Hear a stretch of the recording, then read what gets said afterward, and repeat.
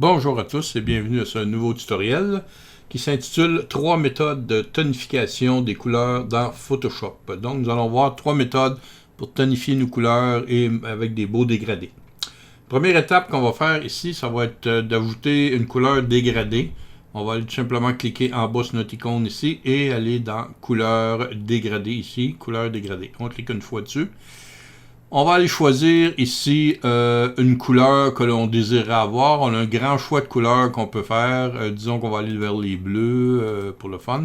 Et n'importe quel bleu. Disons que je choisis celui-là ici. On fait OK. Et on s'aperçoit que ça couvre toute notre photo. Donc ça marche pas bien notre affaire. OK. La raison est tout simplement, c'est notre mode de fusion. On va double-cliquer ici sur notre calque. On va ouvrir ce panneau de style de calque. Et on va aller changer le mode de fusion ici pour un mode couleur, comme ceci. Mais vous allez voir que dans le mode de fusion, si je m'en vais sur éclaircir, j'ai un autre look. Supervision, incrustation, c'est pas le même look, lumière tamisée, différence. Vous pouvez aller jouer, regarder et choisir vraiment là, le mode de couleur que vous désirez. Pour le moment, on va aller dans couleur et on va appliquer OK. On va recliquer ici sur notre icône pour aller rechercher notre dégradé et on va double-cliquer ici sur le petit carré de dégradé de la couleur qu'on a choisi.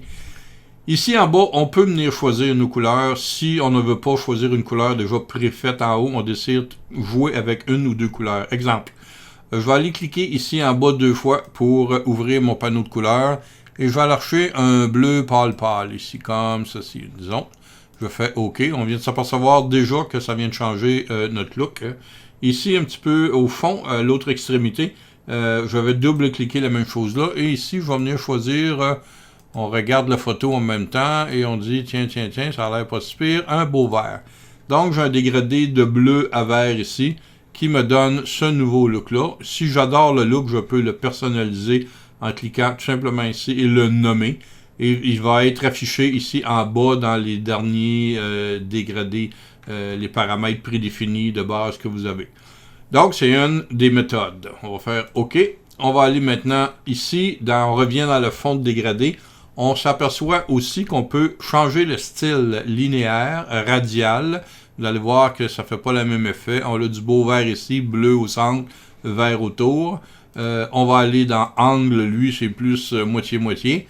On peut aller dans réfléchi. Et le dernier en bas qu'on peut, c'est losange. Donc, ça fait vraiment un centre couleur unie dans l'autre centre. On peut changer l'angle, comme vous pouvez voir, et jouer avec les angles ici sur notre application, nos couleurs. On va le remettre à linéaire. C'est le plus populaire normalement. Et on clique OK. Et voilà, notre nouvelle photo avec nos nouvelles couleurs est faite tout simplement 2 minutes. On va fermer celui-ci. Prochaine étape qu'on va aller faire. Deuxième méthode, ça va être d'ajouter une courbe de transfert de dégradé. Cliquez la courbe de transfert de dégradé. La courbe de transfert de dégradé nous ouvre un noir au blanc et va tout simplement faire un mapper, ce qu'on appelle en anglais, là, en français je n'ai pas le vrai mot, remapper la valeur de toute la luminosité et des couleurs de notre photo dans une gamme de pur noir à pur blanc ici. À partir de ça, je vais tout simplement cliquer un point. Au lieu de cliquer sur le premier point, je vais le laisser là et je vais cliquer un deuxième point ici, à peu près n'importe où. On double-clique dessus pour ouvrir notre panneau de sélecteur de couleurs. On va venir choisir une couleur un peu de base. Disons, on va prendre le bleu encore, comme ceci. Même chose l'autre bord, environ 3/4. Je clique là. Je double-clique ici pour rechanger pour une autre couleur. Un peu genre ici, on peut faire OK. Encore là, il me manque quoi? Je m'aperçois qu'il me manque mon mode de fusion. Donc, je vais aller... je pourrais le faire ici, je crois, la même chose, oui, couleur. Je pourrais faire la même mode de fusion. Ou on peut aller le faire, comme j'ai dit, on double-clique ici dans le calque et on va venir le faire vraiment dans le calque lui-même. On va appliquer, ça peut être couleur ou ça peut être, comme j'ai dit, lumière tamisée. Disons, c'est plus bas à ce niveau-là. On peut recliquer, revenir en arrière, jouer avec nos curseurs ici pour changer les teintes, rajouter un peu d'une couleur, d'un jaune. Donc, c'est vraiment à votre goût et il y a des milliers de possibilités que vous pouvez faire. Aussi, vous pouvez venir choisir tout simplement ici dans les paramètres prédéfinis, genre orangé que vous désirez avoir. Donc, vous pouvez encore là venir modifier, jouer dans les couleurs orangées ou même rajouter une couleur ici au centre si vous le désirez. C'est très variable et vraiment, là, on peut faire à peu près n'importe quoi avec ça. Donc, c'était le numéro 2 pour ça, pour mettre une couleur dégradée sur votre image. La troisième, c'est que je clique sur mon image ici et je vais la transformer en, tout simplement, en objet dynamique, comme ceci. Naturellement, on l'a vu dans les autres vidéos avant. L'objet dynamique se retrouve avec une vignette d'objet dynamique ici en bas, nous indiquant qu'on est en objet dynamique. Pourquoi? Parce que le prochain changement que je vais faire, je veux le garder et être capable de revenir dessus pour ne pas qu'il soit permanent. Et pour ceci, je vais aller tout simplement dans Filtre en haut et je vais ouvrir Camera Raw.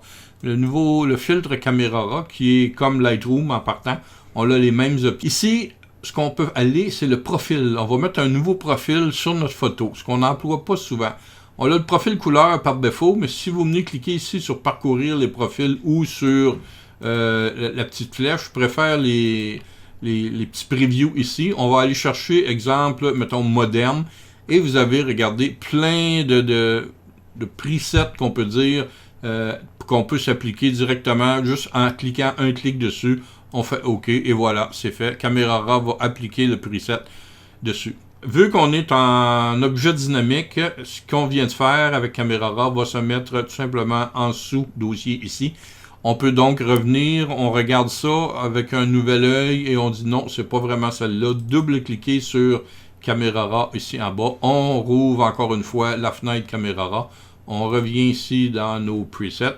Et on vient changer pour celui qu'on veut. On a plusieurs applications de presets. On peut mettre moderne ici, exemple, et on peut l'ajuster entre moins ou plus, dépendant comme vous désirez avoir l'effet à 100%, à 200% ou juste à 30-40%. C'est vous qui décidez.